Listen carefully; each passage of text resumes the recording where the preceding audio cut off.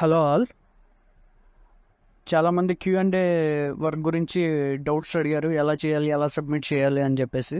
So దాని గురించి ఈరోజు ఒకసారి చూద్దాం. అది ఎలాంటి క్యూఎండే వర్క్ అయినా మామూలుగా అది ఎలాంటి వెబ్సైట్ నుంచి అయినా కానివ్వండి, ఒకటే ప్యాటర్న్ అనేది ఉంటుంది. మీ దగ్గర ఏదైతే సొల్యూషన్ అనేది ఉందో, ఆన్సర్ ఏదైతే ఉందో, ఆ ఆన్సర్ని ఏం చేయాలంటే కనుక 3 పార్ట్స్ కింద డివైడ్ చేసి స్టూడెంట్కి సెండ్ చేయాల్సి ఉంటుంది. ఆ 3 పార్ట్స్ కింద ఎలా డివైడ్ చేయాలి ఏంటి అంటే కనుక, ఫస్ట్ మీరు మామూలుగా క్వశ్చన్ మీకు వచ్చా రాదా అనేది మీరు డిసైడ్ అవ్వడానికి కంపెనీ ఇచ్చే టైం 10 మినిట్స్ అనమాట.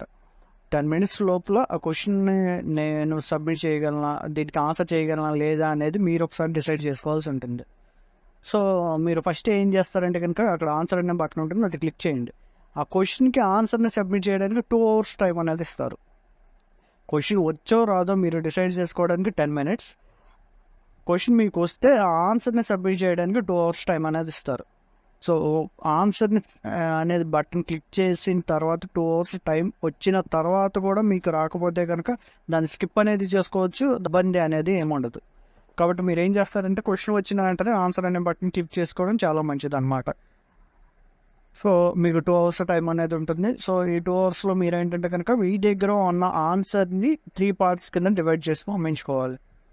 సో ఆ 3 పార్ట్స్ కింద ఎలా డివైడ్ చేయాలంటే కనుక, ఫర్ సపోజ్ అది మామూలుగా 10 లైన్స్ ఆన్సర్ అవనివ్వండి, లేకపోతే ఒక 20 లైన్స్, లేకపోతే 30 లైన్స్, ఎన్ని లైన్స్ అయినా ఉండనివ్వండి ఆన్సర్లో, లేకపోతే ఎన్ని పారాగ్రాఫ్స్ అయినా ఉండనివ్వండి, దాన్ని 3 పార్ట్స్ కింద డిసైడ్ చేయాలి.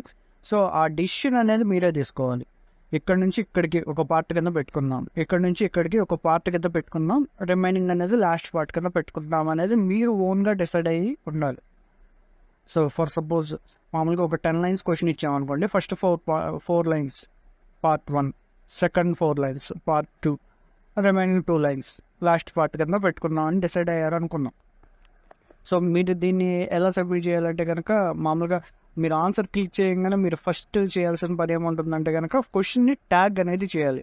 ట్యాగింగ్ అంటే ఏంటంటే కనుక, ఆ క్వశ్చన్ అనేది ఏ సబ్జెక్ట్కి సంబంధించింది అనేది మీరు ఒక అవగాహన అనేది రావాలి. అది అకౌంట్స్కి సంబంధించిందా, ఫైనాన్స్కి సంబంధించిందా, లేకపోతే కంప్యూటర్ సైన్సా, లేకపోతే ఎలక్ట్రికల్ ఇంజనీరింగా, ఇలా మామూలుగా ఆ క్వశ్చన్ని చూస్తే మీకు అర్థమవుతుంది, ఒక ఓవరాల్ ఐడియా అనేది వస్తుంది.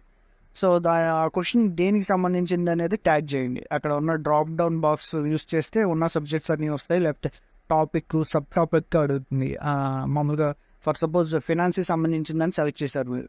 ఫినాన్స్లో అది ఏ టాపిక్కి సంబంధించింది, లేకపోతే ఏ సబ్ టాపిక్కి సంబంధించింది అనేది అక్కడ మామూలుగా క్వశ్చన్ అనేది రైజ్ అవుతుంది. సో అక్కడ ఉన్న డ్రాప్ డౌన్ బాక్స్లో మీకు దేనికి అది రిలవెంట్గా అనిపిస్తే అది క్లిక్ చేసి నెక్స్ట్ అనేది క్లిక్ చేయండి.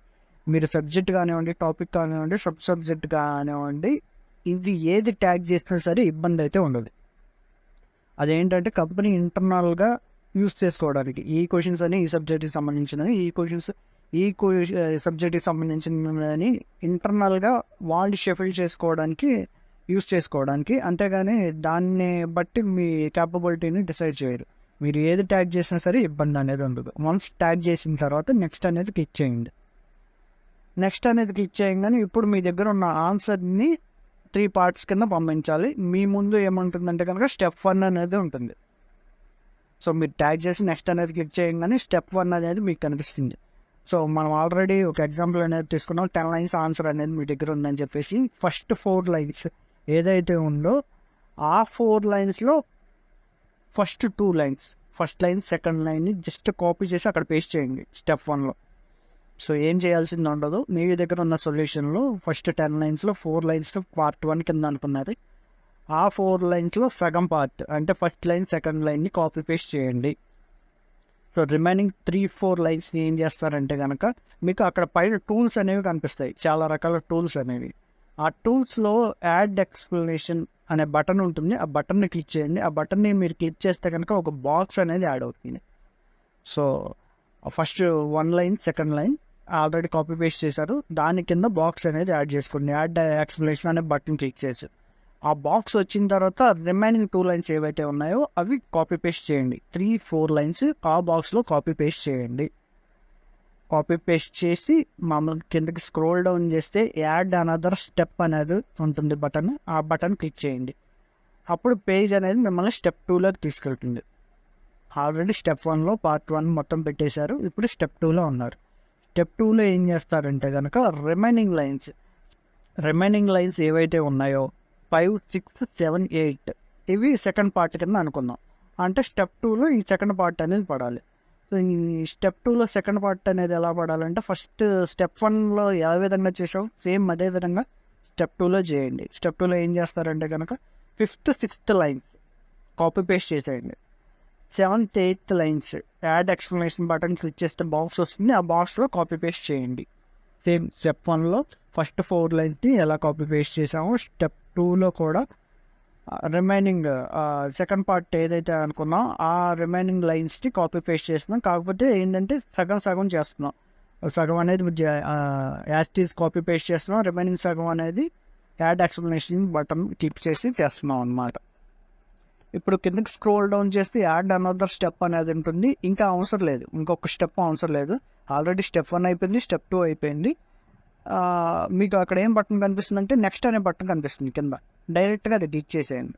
క్లిక్ చేయగానే మీకు ఒక పాపప్ అనేది వస్తుంది అనమాట. 3-4 లైన్స్ ఇంకా 3-4 స్టెప్స్ ఇంకా యాడ్ చేయమంటారా అని.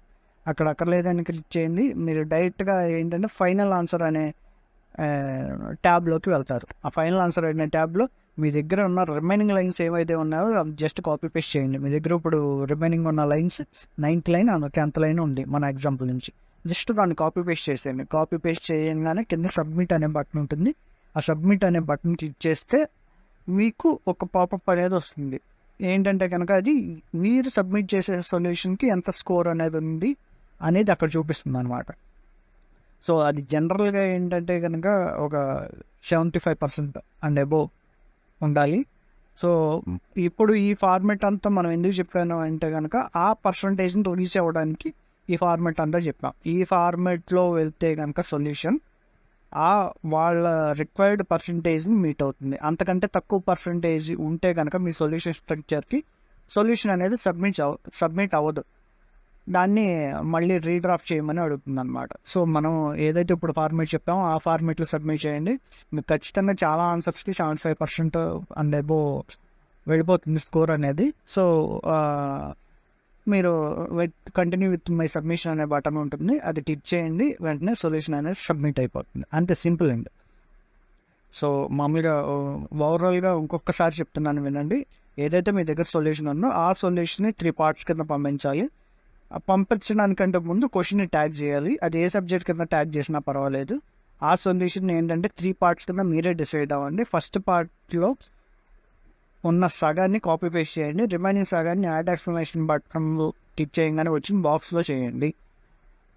సేమ్ సెకండ్ పార్ట్ ఏదైతే అనుకున్నారో దాన్ని యాడ్ అనదర్ స్టెప్ అనే బటన్ ఉంటుంది, అది నెక్స్ట్ స్టెప్ 2కి వెళ్తుంది.